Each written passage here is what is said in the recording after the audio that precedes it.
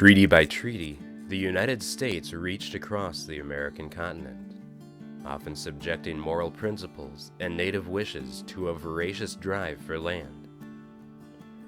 From this bird's-eye view, we rarely have the chance to hear the individual native voices which resounded during this time, seeking to stem the tide and speaking strongly for their people. Focusing in on Portage, Wisconsin's first and only Land Cession Council offers such an opportunity.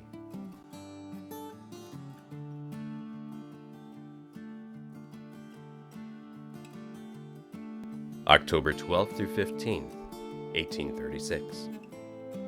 Just days before the inaugural Wisconsin Territorial Legislative Session, new Territorial Governor Henry Dodge arrived in Portage, seeking to add the Ho-Chunk Nation's remaining Wisconsin land to the territorial land holdings. Chief Wakąhaga, or Waukon Decorah, was chosen to represent his people in reply. Wakąhaga's response for his nation not only succeeded in averting a land cession, it was also penned down, preserving one of the many strong voices waiting to be rediscovered within these nationwide stories.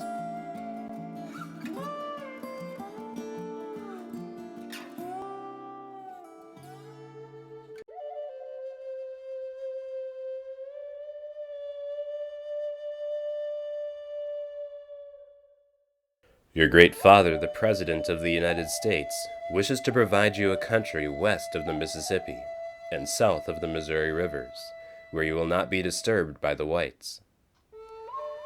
The country proposed to you is rich as to the fertility of its soil, is much more mild in its climate than the country you now occupy, much better adapted to the cultivation of corn, and it will be near the buffalo.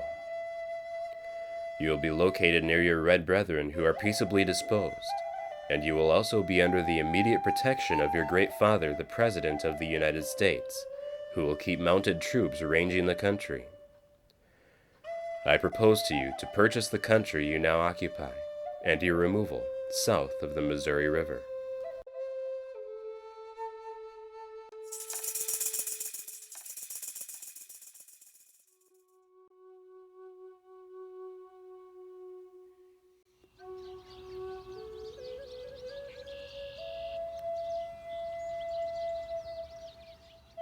Some years since, several of our chiefs visited our great father at Washington, and we have not forgotten what he said to us.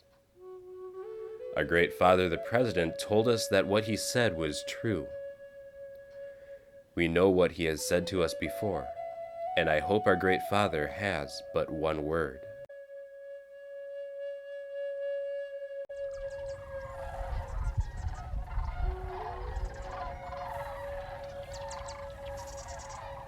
My chiefs have directed me to say to you that we were all born and raised on the land we now live upon. All the white men know this to be the fact. Ever since the white landed upon our shores, you know the course they have pursued towards us. We do not know what will become of us. We are getting frightened. All our chiefs and forefathers have died upon the land we are now living upon. Many of our principal men died here last summer. Their bones are buried here, and it seems hard for us to leave them.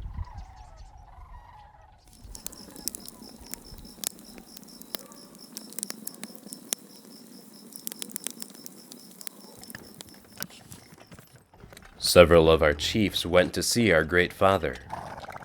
I went with them. So did our interpreter. I will tell you what our great father said to us. He told us that our father had come across the great water to protect us upon the island we were on. He told Karamane that he would build up the fires in our land, and they should last as long as heaven and earth, and he called upon the great Maker to witness the truth of his words. The last time we met our great father, he told us to explain his words to our people, that they might remain at peace.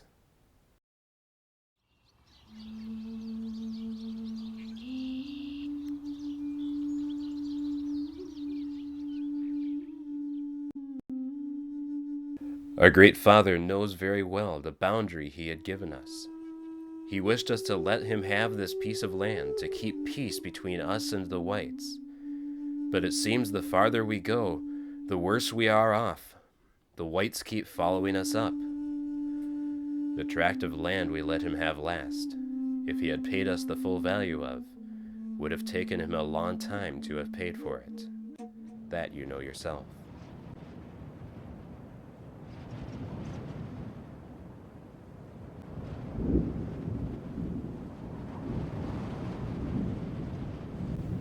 You said that we would be protected by the whites.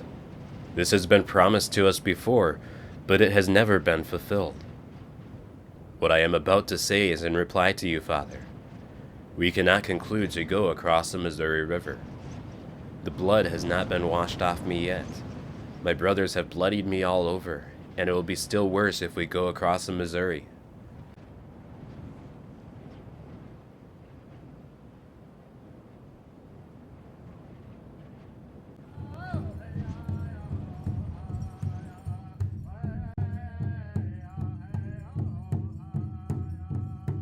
The country we now live upon was never occupied by the whites.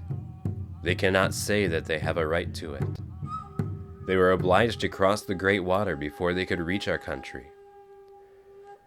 This is the land of our forefathers, the land where we have the first recollection of becoming a nation, and we cannot consent to leave it and go south of the Missouri to live among nations that we are entirely unacquainted with.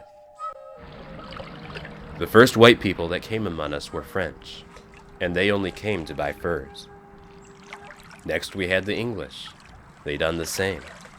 They never proposed buying our lands or anything else but our furs. I recollect the time the English were in our country, but I do not recollect of their ever proposing to buy any of our land at all.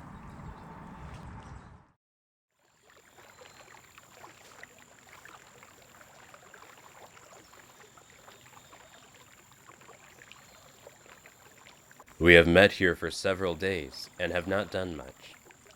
But what we have done, I hope our great Father will see.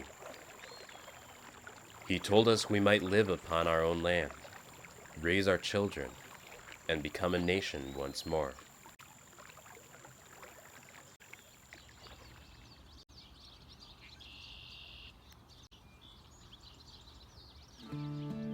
We have been told that our country is not good. What does our great Father want to buy it for if it is not good? All our principal men have died upon it, and we wish to remain here. I do not believe there is a man, white or red, that can say he owns the world. It was our great Maker that made it, and he alone is the master of it. I hope our great Father will hear everything that has been said upon this subject, and it is the wish of our warriors, young men, and children, that he would let us remain in peace.